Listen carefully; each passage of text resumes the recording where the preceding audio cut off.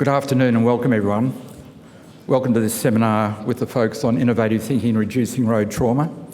My name's David Healy and I'm the MC for today, and one of my key roles is to try and keep watching the clock to make sure as far as possible, give or take, we're running to time. We're very fortunate today. The fact that we've got some 288 people attending and there was a waiting list is just an indication or a testament to the fact that we've got some of the true leading lights in road safety here, both from Australia and certainly a number of road safety experts from overseas, from the UK, from the United States and also from Sweden. So we're very fortunate. We're also planning as far as we can through the structure of today's program to ensure that each one gets a chance to express some of their views on issues surrounding innovation. And that's either going to be via a presentation or through a panel session. As far as possible for the extended presentations and for the panel sessions, we'll arrange for some question time. Time is limited though, so we'll try and do our best to accommodate questions, but if we don't get your particular question answered, there will be opportunities through afternoon tea and even after the session around about 5 o'clock. Could I ask you please to make sure that your mobile phones are either turned off or set to silent? I should at the outset say I'd really like to thank the hosts or sponsors of today's seminar, which is Monash University Accident Research Centre through the agency of Associate Professor Michael Fitzharris, and also through the strong support of the Transport Accident Commission, without whom this seminar simply would not be possible. I will not, when I introduce speakers, go through the extended bios, which you see are on your programs. I'll be quite brief, but if you do take the time to read the bios, you'll find that all of our presenters and panellists are really quite heavily credentialed in relation to road safety.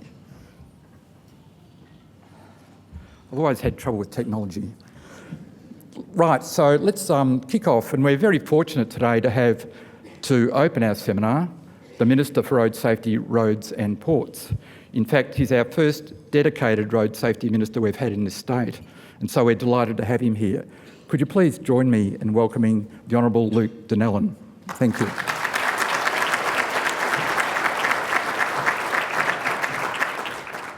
Thank you. Firstly and foremost, I'd like to acknowledge that we're on the land of the original owners of this great country and pay our respects to their elders past and present.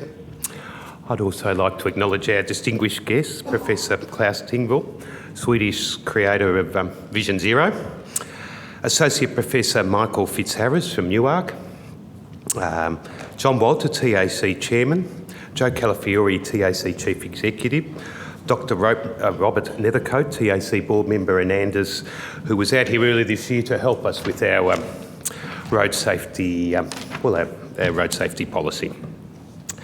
Look, it's a privilege to be here today with so many road safety experts. It's, in many ways, I'm a babe to this whole exercise, in a sense. I've really been only at it for about 18 months, but the passion with which people have in this space in terms of road safety is incredibly invigorating to see that people are just so passionate about making change on our roads, making change in our community and delivering better outcomes. So I very much want to thank you for your passion above all else and the fact that you're all really here to, I guess, not change the world, but at least try and change, for argument's sake, Victoria and the behaviour and so forth. It's been a big 2 years since the MUARC TAC Enhanced Crash Investigation Study was launched. The adoption of Towards Zero approach by the TAC, the government and its agencies, has marked a notable shift in the way Victorians are beginning to view road safety. In introducing Towards Zero to the public last August, we established the ethical dilemma that faces everyday people. Should anyone die on our roads, is it inevitable that lives will be lost in crashes? And I think the ad very much was about humanising. You know, it's fine to look at the Herald Sun and look at the number of deaths we have each year, and 252 last year, but that's a figure. And I think what the ad did more than anything else was drive home the point to the community that It is a friend, it is a mother, it is a brother, it is someone you know who's actually died or has been the 5,000 or so people have been seriously injured on our roads.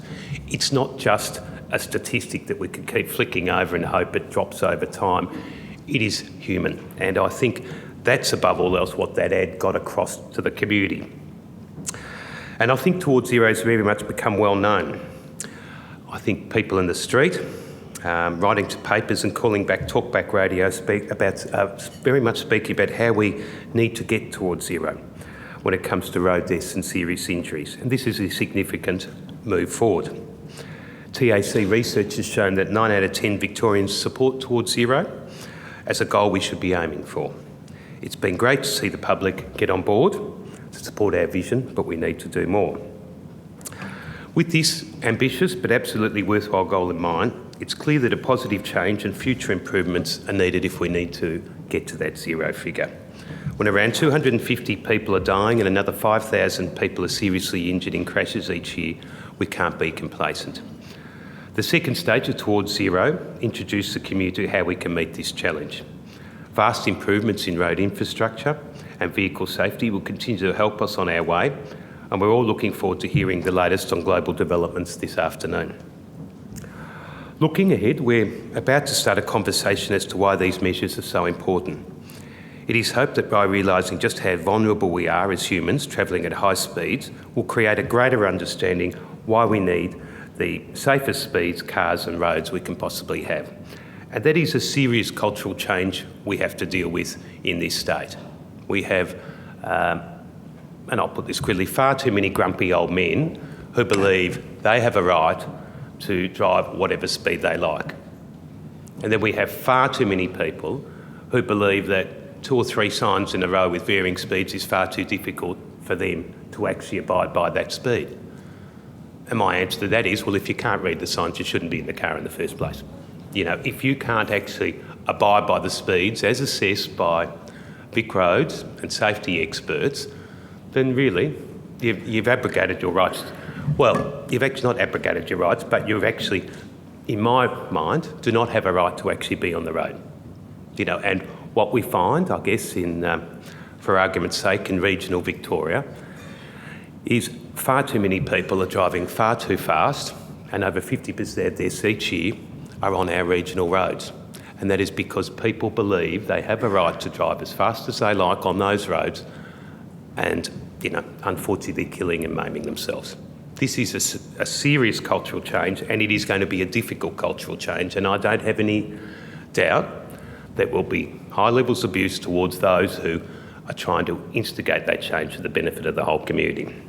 So it's not something in terms of abuse I'm looking forward to, but it's something we all need to do, and as a team it is very much an exercise that I can do my little part, but you as road safety experts in many ways have to back me up, because I can only be so brave before they start beating me up. So I really need all you as road safety experts to be out there and actually saying the things that really matter, that speeds do kill, and speed is one of our greatest killers, and driving to the conditions and to the speeds that's set by road safety experts. We need to get that message across, and we need to keep thumping it into people's heads until they finally abide by it. Many of you in the room today would be aware of the progress being made on Victoria's road safety strategy, including some of our experts from Sweden who've assisted us in that endeavour. And this very much will help us towards our short-term goal of less than 200 deaths by 2020. A lot of work is being done by our road safety agency in formulating this, and I'm sure the finished product will be something we can very much be proud of.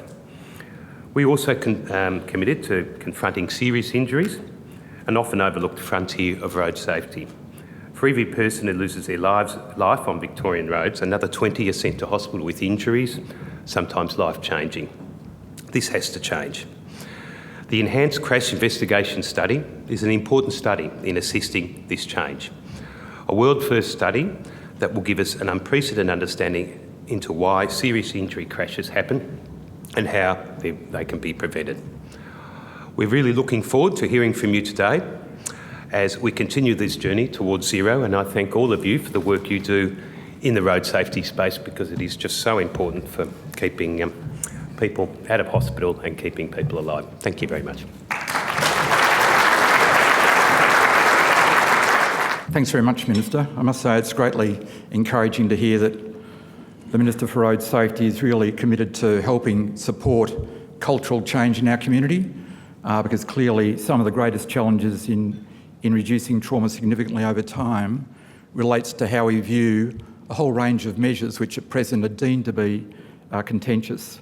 And that needs not just through ministerial support, but also the support of agencies and committed individuals to make sure that we can push that agenda forward to good effect, and to good effect in terms of saving lives and reducing serious injury on our roads. So thank you very much, Minister, and we'll endeavour as far as we can to get the results of today's seminar to your office for your consideration.